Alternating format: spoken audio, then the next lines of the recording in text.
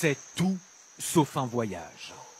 Malgré les décors spectaculaires, rien ici n'est merveilleux ou paisible. Dans ces jungles montagneuses entre Colombie et Panama, tout n'est que danger. C'est un serpent corail. S'il te pique, t'es mort. Et souffrance. J'en peux plus. Il est vraiment dur ce chemin.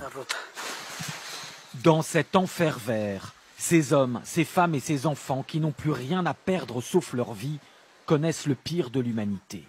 La cruauté, le chacun pour soi, l'abandon. Mais aussi le meilleur, l'entraide, l'amour et l'espoir, guidés par un rêve, une rage, l'Eldorado américain.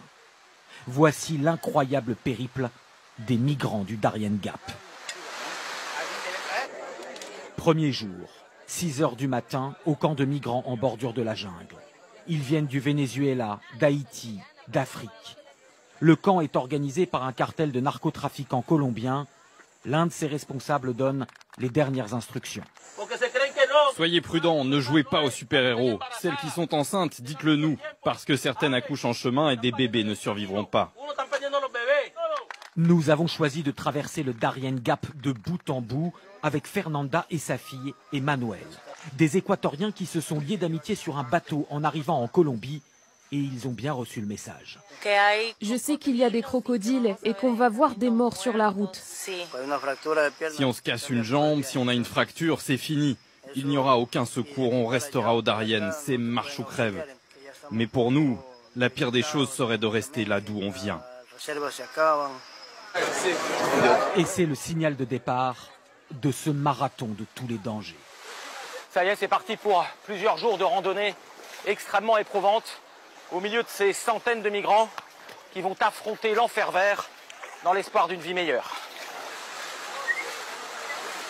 Aux Amériques, on peut relier par la route le nord de l'Alaska jusqu'à la pointe sud du Chili à Ushuaia, plus de 25 000 kilomètres ininterrompus, sauf ici, ce petit bout de terre qui relie l'Amérique centrale à l'Amérique du Sud. 100 kilomètres de montagnes et de jungles infranchissables, d'où son nom, le Darien Gap, le trou du Darien. Chaque migrant doit payer un droit de passage de 350 $. C'est une énorme manne financière pour le cartel. Nos propres guides que nous avons payés ont très probablement dû reverser une partie de leur salaire aux narcotrafiquants. Des frais qui s'accumulent